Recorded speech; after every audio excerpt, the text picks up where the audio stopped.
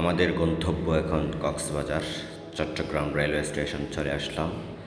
Platform থেকে বের হচ্ছি, বের হতেই চোখে চট্টগ্রাম রেলওয়ে স্টেশন সৌন্দর্যের এক নয়নাভিরাম। রেলওয়ে স্টেশনের সেই নতুন যাত্রীবাহী রেল, নতুন নান্দনিক সৌন্দর্যের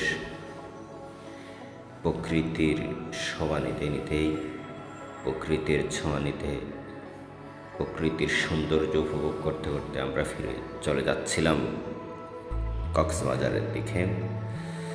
যদিও বা আমরা কক্সবাজার প্রায় যাওয়া হয়, এই রেল লাইন হওয়ার পর থেকে প্রথম 2000 রেল স্টেশন চলে আসলাম। আমাদের 2 জন যাত্রী এখান থেকে রিসিভ করার কথা ছিল, ঘটনাক্রমেই দুর্ভাগ্যবশত তাদের ওঠানো যাচ্ছে না, নির্দিষ্ট টাইমে তারা উপস্থিত হতে পারেনি।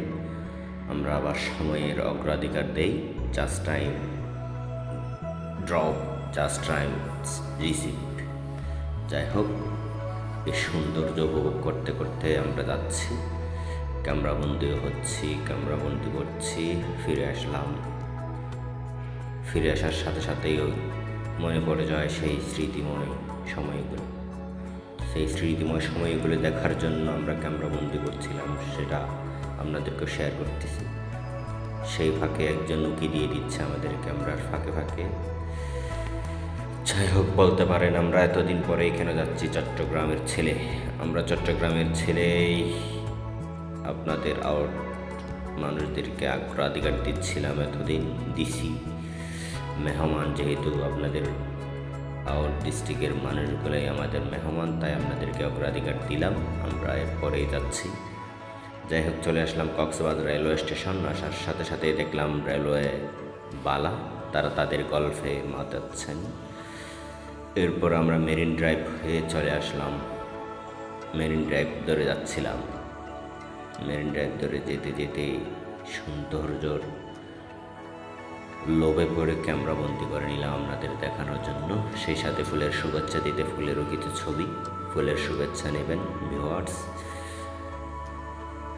আমার সেকেন্ড ব্লগস ভালো লাগলে শেয়ার করবেন, কমেন্ট করে জানাবেন, প্রকৃতির সাথে মিশে যাবেন। এই যে আমরা প্রকৃতিকে উপভোগ করতে আসলাম, সেই সাথে সাথে কক্সবাজার আসলাম, বিচে নামবো না, সেটাকে হয় বিচের পথ ধরে যাচ্ছিলাম। যেতে যেতে দেখলাম লাল কাঁকড়ায় ভরপুর। লাল কাঁকড়ার পেছন নিতে নিতে, পেছনে দৌড়তে দৌড়তে ক্লান্ত।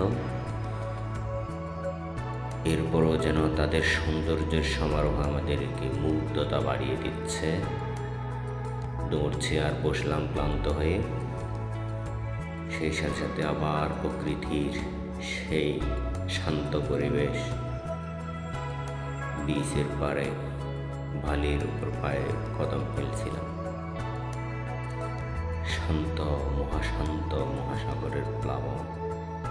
সাগর যতই শান্ত ততই গরম। সেই সাথে সাথে আমাদের ডগ স্কোয়াড আমাদের সাথে আসছিল, তারাও উপভোগ করছিল প্রকৃতির। তারা তাদের আনন্দ আয়োজন দিবস খাচ্ছিলাম খালি ভাই সাগরের সেই সমুদ্রর বালিকণা পায়ের সাথে যখন লাগছে, মগজ বলছে আরো হাঁটো, আরো দূরে যাও, প্রকৃতির সাথে মিশে যাও।